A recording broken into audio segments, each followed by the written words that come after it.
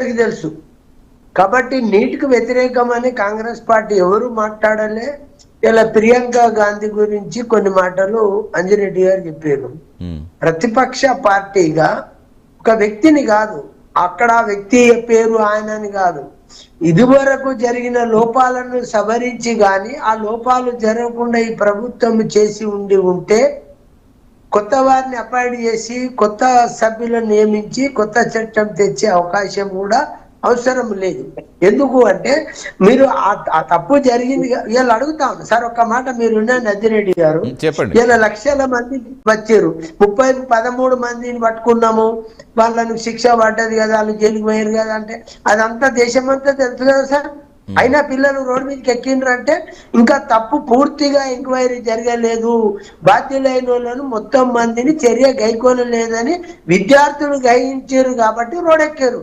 మీరు ఇచ్చినాడు 13 మందికి క్లీన్ చిట్ ఇచ్చి వాళ్ళే దొంగలు అన్నట్టు మీరు రుజువు చేసే ప్రయత్నం చేసింది బీజేపీ. కానీ విద్యార్థులు గ్రహించి వాళ్ళు కాదు ఇంకా కొంతమంది ఉన్నారు, దీనికి బాధ్యులైన వారిని ఈ ప్రభుత్వం పక్కన పెట్టిందనే అనుమానంతోనే ఈ ఉద్యమం ఇంత ఎత్తున రేకెత్తింది. మీరు అర్థం చేసుకోరు. నిజంగా బాధ్యులు అదే సంఖ్య అయితే విద్యార్థులు ఇంతమంది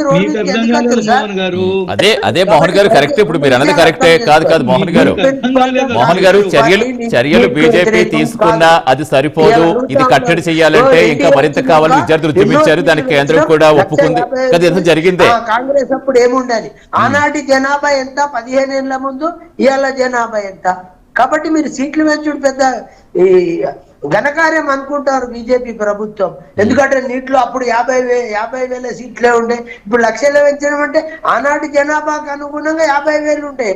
ఈ రోజు జనాభాకు అనుగుణంగా ఈ రోజు మీరు సీట్ల సంఖ్య పెంచారు, తప్పేం కాదు, తప్పుగా కూడా అనటం లేదు. మీరు అది గొప్పగా చెప్పుకునే ప్రయత్నం చేస్తా ఉన్నారు. నేను అనేది ఒక్కటే సార్, అంజిరెడ్డి గారు మీరు అర్థం చేసుకోండి, నేను పార్టీ పరంగా చెప్తాను. విద్యార్థుల మనోభావాలు దెబ్బతిన్నాయి. విద్యార్థులు బాగా ఆలోచన చేసి ఈ ప్రభుత్వం చర్య తీసుకునే విధానంలో తప్పుంది, డిలే ఉంది, ఓకతోకలు ఉన్నాయి. నిజమైన వారిని అరెస్ట్ చేయక మరి ఏదో తూతు మంత్రంగా కొంతమంది మీద చర్య తీసుకుందనే అనుమానంతోనే ఈ ఉద్యమం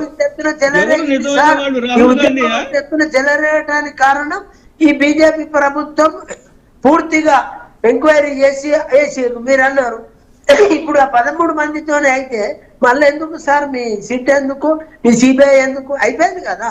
మీరే అంటారు 13 మందిని పట్టుకున్నాం అయిపోయిందని, మళ్ళీ ఎందుకు సిబిఐ? మరి అంటే ఇక్కడ ఉపాధ్యాయులుగా మీరు అర్థం చేసుకొని, పెద్దలుగా అర్థం చేసుకొని, విద్యార్థులు గమనించింది ఏంటి అంటే నిజమైన దొంగలు దొరకబట్టే ప్రయత్నంలో బీజేపీ ప్రభుత్వం ఫెయిల్ అయింది ఒకటి. రెండవది తూతు మంత్రంగా కొంతమందిని నిందితులుగా చూపెట్టారు, అసలైన వారిని తప్పించే ప్రయత్నం జరుగుతుందనే దాన్ని మరి విద్యార్థులు ఎత్తి చూపే ప్రయత్నం చేస్తున్నందుకే ఆ తీవ్రత అనేది పెరిగింది ఆ ఉద్యమంలో అనేది అర్థం చేసుకోవాలి. అంతే తప్ప ఇక్కడ కాంగ్రెస్ వాళ్ళు ప్రోత్సహించారు, ఇంకెవరో ప్రోత్సహించారు అనేది తప్పు. విద్యార్థులు వాళ్ళు చెప్తా ఉన్నారు మాకే పార్టీతో సంబంధం లేదు, మేముగానే ఈ తప్పుని ఎత్తి చూపే ప్రయత్నం చేశాము, ఎత్తి చూపాము.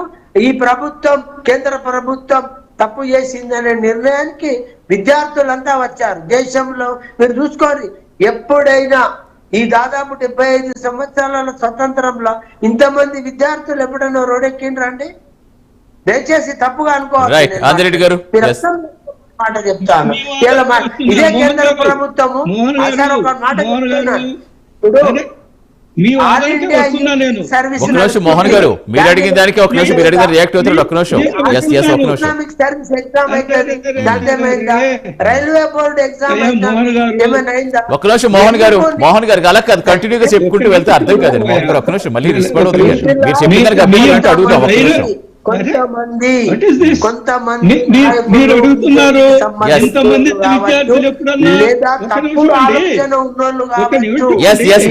మోహన్ గారు వస్తాను. ఒక్క నిమిషం, మోహన్ గారు వస్తారు, మళ్ళీ వస్తారు, మళ్ళీ చెప్తారు. ఒక్క నిమిషం. ఎస్ ఆంజిరెడ్డి గారు అసలైన వాళ్ళు పట్టుకోలేదు కాబట్టి విద్యార్థులు రోడ్లపైకి వచ్చారు. ఆయన వాదనకే వస్తున్నారు. ఇంతమంది విద్యార్థులు ఎప్పుడన్నా వచ్చారా చూశామని ప్రశ్నిస్తున్నారు. నేను సీట్లు పెరిగాయి 1,20,000 అంటే జనాభా పెరిగింది కాబట్టి సీట్లు పెరిగాయి అంటారు. ఈ రోజు నేను కూడా అదే అంటున్నాను, విద్యార్థి లోకము జనాభా పెరిగింది కాబట్టి విద్యార్థులు ఎక్కువ సంఖ్యలో వచ్చారు.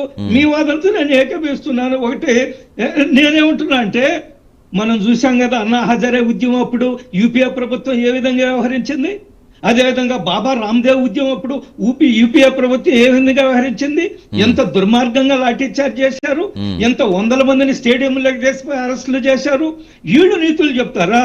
ఈ రోజు కర్ణాటకలో పేపర్ లీక్ అయితే అక్కడ మంత్రి రాజీనామా చేయాల్సిన అవసరం లేదా? అక్కడ విద్యార్థుల మీద పడి లాఠీ చార్జ్ చేయలేదా?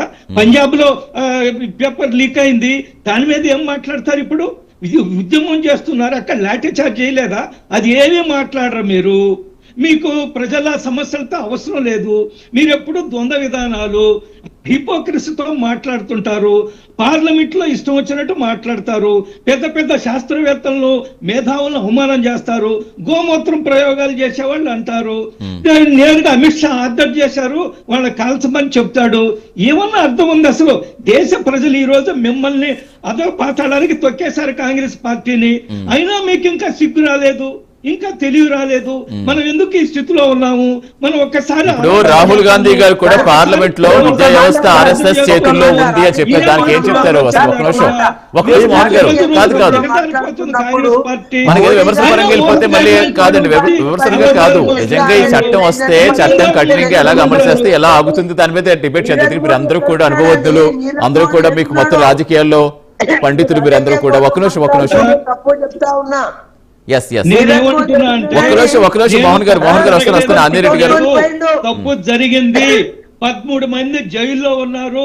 ఈ విద్యార్థులు చెప్పలా ఎప్పుడు 13 మంది కాదు, దీని వెనక ఎవరో ఉన్నారని విద్యార్థులు ఎప్పుడూ చెప్పలా. మోహన్ గారు చెప్తున్నారు విద్యార్థుల డిమాండు ధర్మేంద్ర ప్రధాన్ రాజీనామా చేయాలా, కర్ణాటకలో ఉండే విద్యాశాఖ మంత్రి మధు బంగారప్ప రాజీనామా చేయుడు, పంజాబ్ లో ఉండే విద్యాశాఖ మంత్రి రాజీనామా చేయుడు. అయినా కానీ ధర్మేంద్ర ప్రధాన్ రాజీనామా చేశారు. గొప్ప సంస్కరణలు తీసుకొచ్చారు.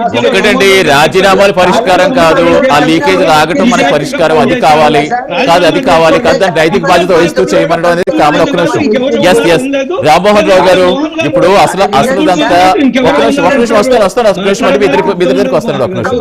మీ దగ్గరికి వస్తాను. ఒక నిమిషం రామ్మోహన్ రావు గారు, ఇప్పుడు నేషనల్ టెస్టింగ్ అనేక ప్రశ్నలు వచ్చాయి.